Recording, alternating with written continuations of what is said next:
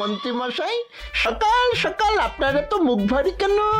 আরে আর বলিস না, আগে রাজসভায় অনেকেই ছিল যারা আমার হয়ে কথা বলতো, কিন্তু ইদানিং সবাই কেমন বদলে গেছে। সবাই গোপালের হয়ে কথা বলছে, তাই তো? একদমই তাই। আর না বললেও কেউ গোপালের বিরুদ্ধে কথা বলে না।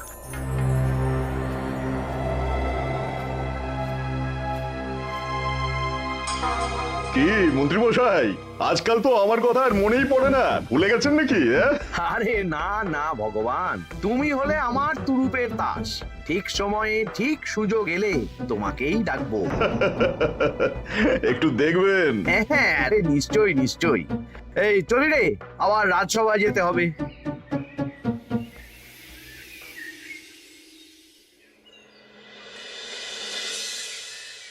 আচ্ছা, তোমরা বলো তো, আমাদের রাজ্যের সার্বিক উন্নতির জন্য সবার আগে কি দরকার? মহারাজ, আমি বলবো। বলো গোপাল। সততা আর শিক্ষা, এই দুটো জিনিস মানুষের মধ্যে থাকলে রাজ্যের উন্নতি কেউ আটকাতে পারবে না মহারাজ। একদম ঠিক বলেছ পণ্ডিত, তুমি তো শিক্ষার কাণ্ডারি। তুমি কি বলতে চাও এই ব্যাপারে? মানে কিভাবে শিক্ষার আরো উন্নতি করা যায়? মহারাজ, আমি তো মনে করি পুঁথিগত শিক্ষাই শুধু শিক্ষা নয়, মানুষের ভেতরে যে পূর্ণতা আছে সেটাকে ফুটিয়ে তোলার নামই হলো শিক্ষা।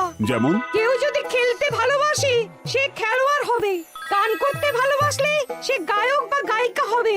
আমি প্রত্যেকের মধ্যে লুকিয়ে থাকা এই বিশেষ বিষয়গুলিকে তুলে ধরার জন্য কিছু করতে চাই। তা এটা করার জন্য কি দরকার? প্রথমত অর্থের প্রয়োজন। আমাদের আরো অনেক টুল খুলতে হবে, সেখানে এক একটা জায়গায় এক এক রকমের শিক্ষা প্রদান করা হবে। এটা ভালো প্রস্তাব। আমাদের রাজ্যে গায়ক, নৃত্যশিল্পী, অঙ্কন শিল্পী, খেলোয়াড় সব তৈরি হবে। দেশ বিদেশে রাজ্যের নাম উজ্জ্বল হবে। মহারাজ, একদম এসব উল্টো পাল্টা খরচ করবেন না। কেন কেন? মহারাজ, রাজকোষে প্রথমত বেশি অর্থ নেই, যে কোনো সময় যুদ্ধ লাগতে পারে। তাই আমাদের উচিত প্রথমে এসব না করে কামান, গোলা বারুদ, ঢাল, তরোয়াল এসব কেনা। ঠিকই বলেছ।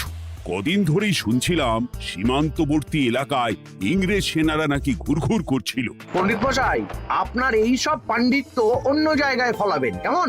এসব করে লাভের লাভ কিচ্ছু নেই। কাউকে যদি ইংরেজরা গুলি করে সে কি গান শোনাবে? হ্যাঁ, মন্ত্রীর কথায় যুক্তি আছে। মহারাজ, আপনি বরং পণ্ডিত মশাইকে কিছুদিনের জন্য ছুটি দিয়ে দিন। পণ্ডিত মশাইয়ের মাথার একটু বিশ্রাম দরকার। হ্যাঁ পণ্ডিত, তুমি বরং দিন 15 জন্য তীর্থে ঘুরে এসো। যথা আজ্ঞা মহারাজ।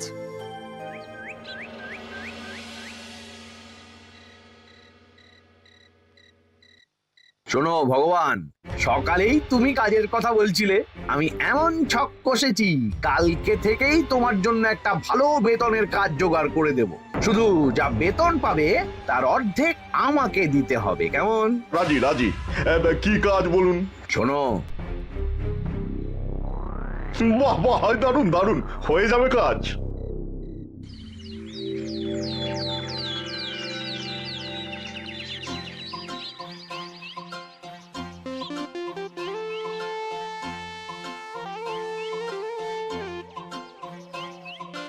এই সকাল সকাল রাস্তায় ঘুরঘুর করছিস কেন? পড়াশুনো কি শিখেই তুলে দিয়েছিস? পণ্ডিত মশাই তীর্থে গেছেন, এখন আমাদের ছুটি। দুপুর বেলা ভাত, রাতের বেলা রুটি।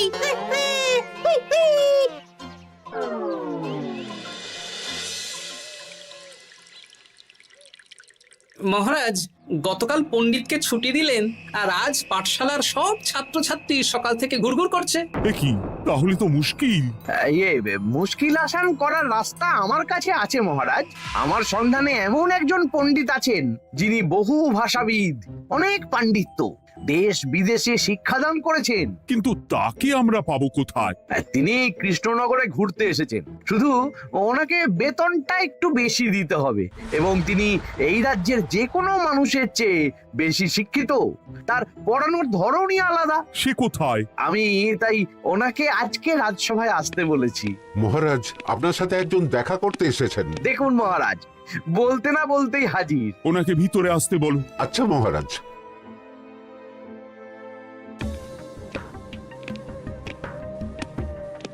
প্রণাম কৃষ্ণচন্দ্র, আমাকে আপনার মন্ত্রী ডেকেছেন, তাই এলাম।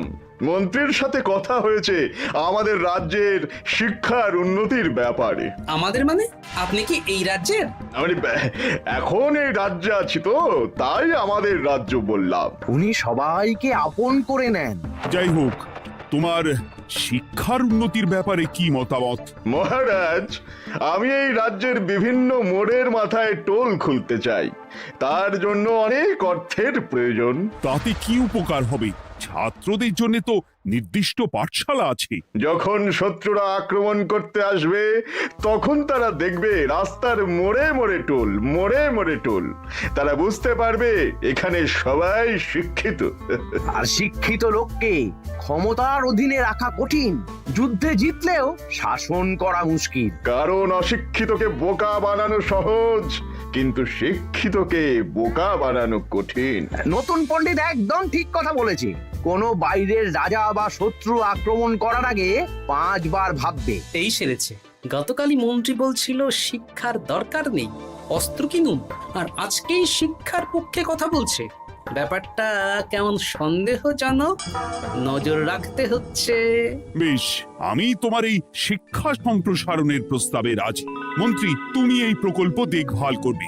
আচ্ছা, কত খরচ হতে পারে একটা হিসেব করে আমাকে জানিও, আমি দিয়ে দেব। আচ্ছা মহারাজ, আপাতত 500 মোহর দিয়ে রাখুন, পরে যা লাগবে বলে দেব। উফ, সকালে এক পত্তন বাজার, বিকেলে এক পত্তন বাজার, আর পারি না। আরে হাত চালাও, হাত চালাও। বাবা, কাজ শুরু হয়ে গেল। হ্যাঁ, আর ছাত্রদের পাঠশালার কাছে যেতে হবে না। পাঠশালা ছাত্রদের বাড়ির কাছে চলে আসছে। যেখানে সেখানে পাঠশালা। এই তো যেখানে সেখানে শিক্ষা। ঠিক বলেছো। আজ থেকে আমি আর নতুন পণ্ডিত চালু করছি। ধরো শিক্ষা, মারো পেরে। শিক্ষাকে ছাত্রছাত্রীদের মধ্যে গেঁথে দিতে হবে। এতদিন জানতাম ধরতক্তা মার পেরে, এখন বদলে যাবে। কিন্তু একটা পণ্ডিত এতগুলো পাঠশালা একা সামলাবে কি করে? খেপে খেপে।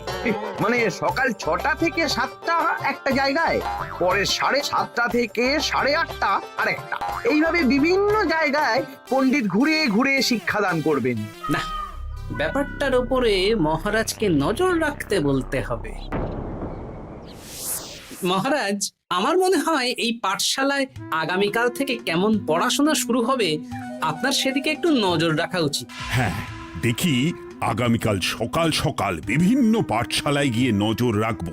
আর হ্যাঁ, আমাকে নতুন পণ্ডিত একটা তালিকা দিয়েছে, কোন পাঠশালায় কখন পড়াবে সেটার তালিকা। আমিও যাব আপনার সাথে।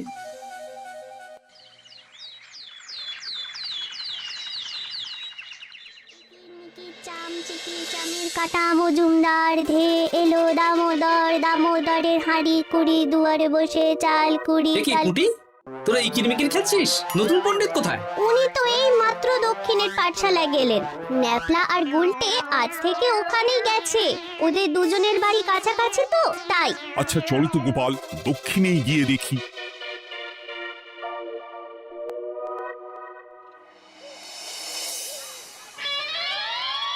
কি, এখানেও তো নতুন পণ্ডিত নেই। নতুন পণ্ডিত মশাই আমাদের একের নামটা মুখস্থ করতে দিয়ে চলে গেলেন। একের নামটা? এসব কি হচ্ছে? শিক্ষার নামে অর্থের জলাঞ্জলি মহারাজ। না, আজই রাজসভায় এর বিচার হবে। মন্ত্রী, আমি যা দেখলাম তাতে শিক্ষা তো কদিন পরে লাটে উঠবে। আমার এক ভাগ্নি তো আজ পাঠশালায় গিয়ে লুকোচুরি খেলেছে। নামমাত্র পড়াশুনো আর বাকি সময় খেলা, এভাবেই বয়ে গেল বেলা। মন্ত্রী, এই তোমার নতুন পণ্ডিতের দৌড়। মহারাজ, একজনের পক্ষে এতগুলো পাঠশালায় শিক্ষাদান তো সম্ভব নয়।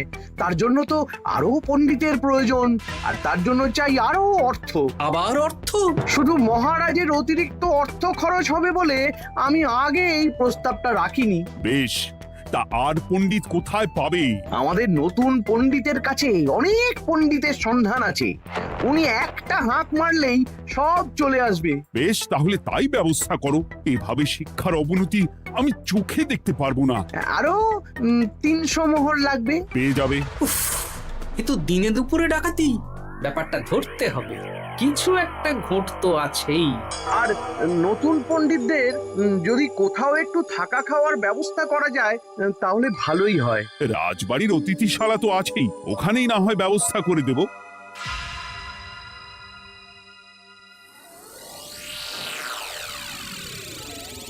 শোন বটা ঘটা আর কেলে পচা, তোদের এইবার এই ভগবানের মতন শিক্ষাদান করতে হবে। আরে আমি তো শিক্ষা বানানই জানি না।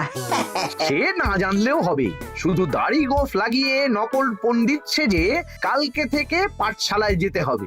কাকে কোথায় যেতে হবে সব আমি বুঝিয়ে দেব। আচ্ছা,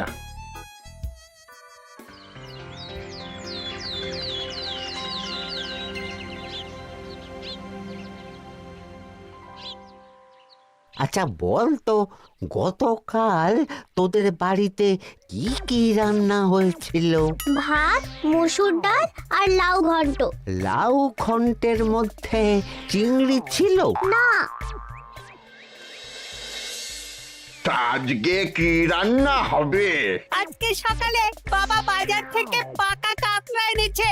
কাতলা মাছের পাতলা করে ঝোল হবে। আর তোর? আমাদের আজ নিরামিষ, এই কবজি ডুবিয়ে সবজি ভাতি খেতে হবে। বেশ।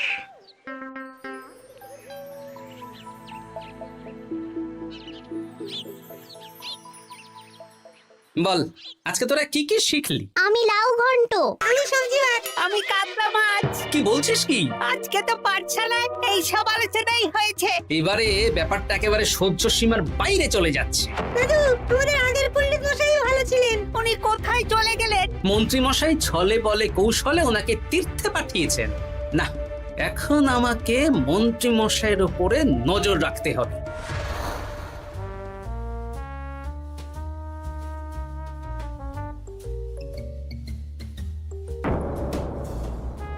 পাঠশালায় পড়ানোর ব্যাপার তো বিকেলেই মিটে গেছে।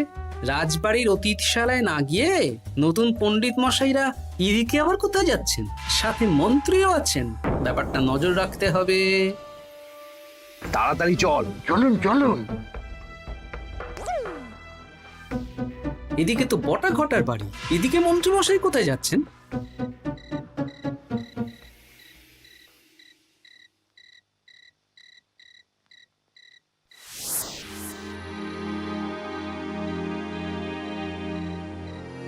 তারপর তোমরা সবাইকে কি শিক্ষা দিলে?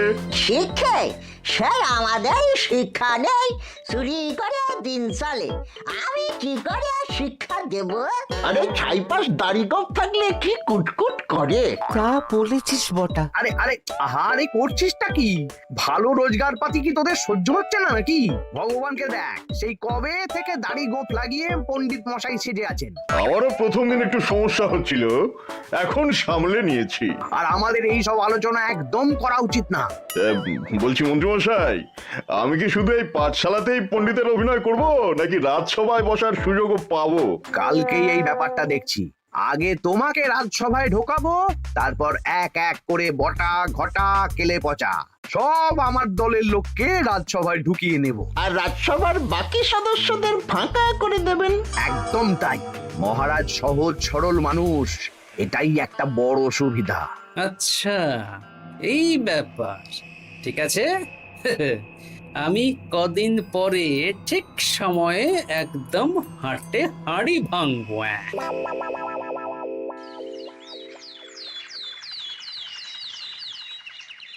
তাহলে মন্ত্রী, আর কোনো সমস্যা নেই তো? না না মহারাজ, এখন আর কোনো সমস্যা নেই। দেখবেন এই ধরশিক্ষা মারপের এক প্রকল্পের নাম চারিদিকে ছড়িয়ে পড়বে। আমার তো মনে হয় একটু পাঠশালাতে বিজ্ঞান নিয়েও আলোচনা করা উচিত। হবে হবে, সব হবে। এখনো সব বাচ্চারা অজ্ঞান হয়ে আছে। আগে শিক্ষায় জ্ঞান ফিরুক, তারপরে না হয় বিজ্ঞান নিয়ে আলোচনা করবে। বিজ্ঞানী তো প্রস্তাবটা খারাপ রাখেনি। তুমি কি বেশি বোঝো? তাহলে তুমিই তো বিজ্ঞান শেখাতে পারো।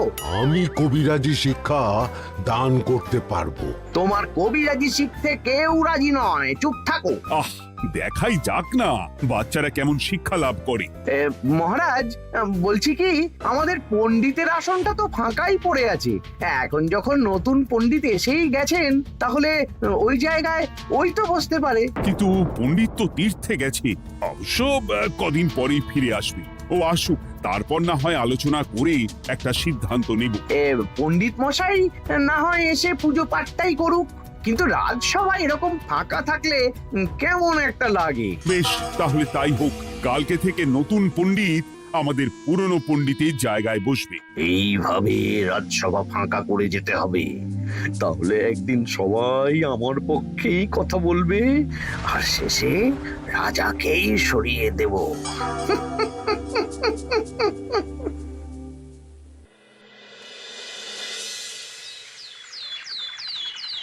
মহারাজ, সর্বনাশ হচ্ছে চারিদিকে। চলুন চলুন, আমি পুরো বিষয়টা ধরে ফেলেছি। কি ধরে ফেলেছো? শিক্ষার নামে ষড়যন্ত্র চলছে মহারাজ।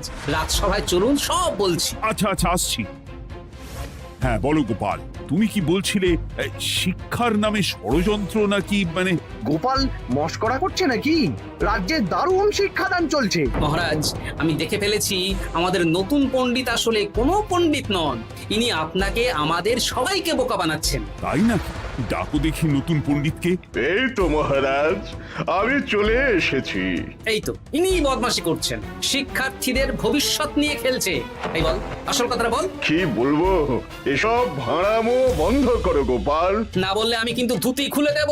এই এই আরে কি হচ্ছেটা কি? এই এই এই এই সরো তো, সরো সরো। ব্রুম, ব্রুম, ব্রুম, কি হলো, কি হলো? বুম, ব্রুম, জাব্রুম। এই সেরেছে। গোপাল এসব কি বলছে? বলুন। ভুল বকছে কেন? ব্রুম, ব্রুম, গোপাল, তোমার কি হলো গো? কি বলছো তুমি? আমার কাছে বৈদ্য, তুমি একটু দেখো তো গোপাল ঠিক আছে তো? এই যে নতুন পণ্ডিত, তুমি তো অনেক ভাষা জানো, তুমি বুঝতে পারছো? মহারাজ, আমি দেখছি গোপালের মনে হয় বিশ্রামের প্রয়োজন। এই এই, তোমরা কয়েকজন মিলে গোপালকে রাজবাড়ির অন্দর মহলে নিয়ে চলো। চলুন, আমি যাচ্ছি। ওহো, গোপালের কি হলো? মাথায় লেগে গেল? ভাষা চলে গেল? সব এই নতুন পণ্ডিতের জন্য।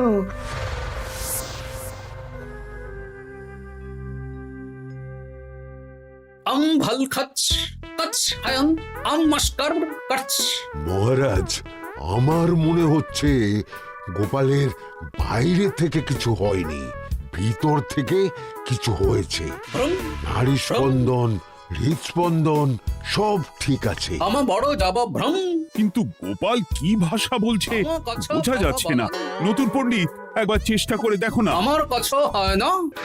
এসব তো আমি কিছুই বুঝতে পারছি না মহারাজ।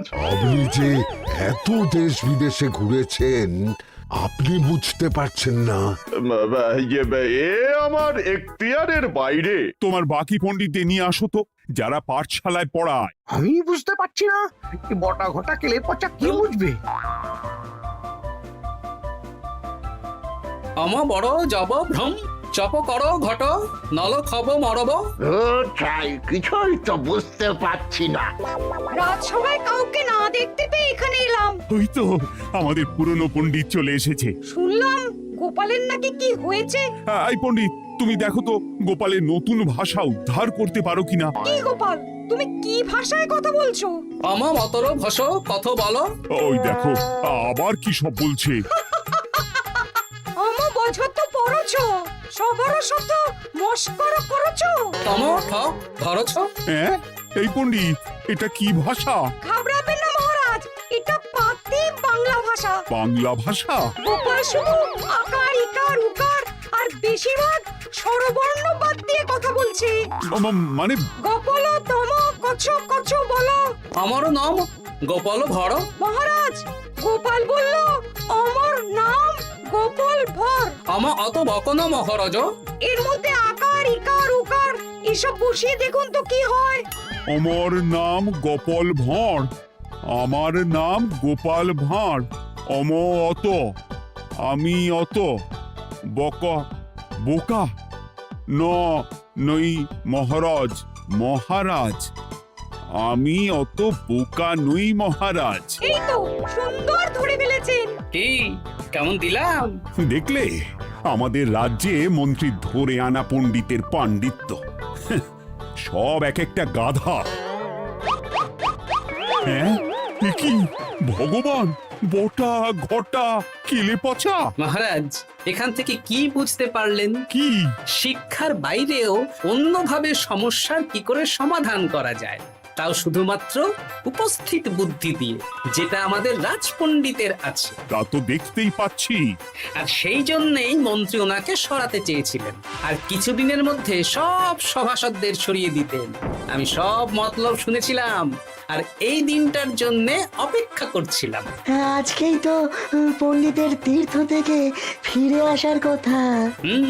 তাই আজকে এই ছোট্ট নাটকটি করলাম। এবার মন্ত্রী আর এই 4 জন নকল পণ্ডিতকে আচ্ছা করে কারাগারে গিয়ে ধোলাই দাও। ধোলাই হলো ওনাদের জন্য উপযুক্ত এবং উচিত শিক্ষা।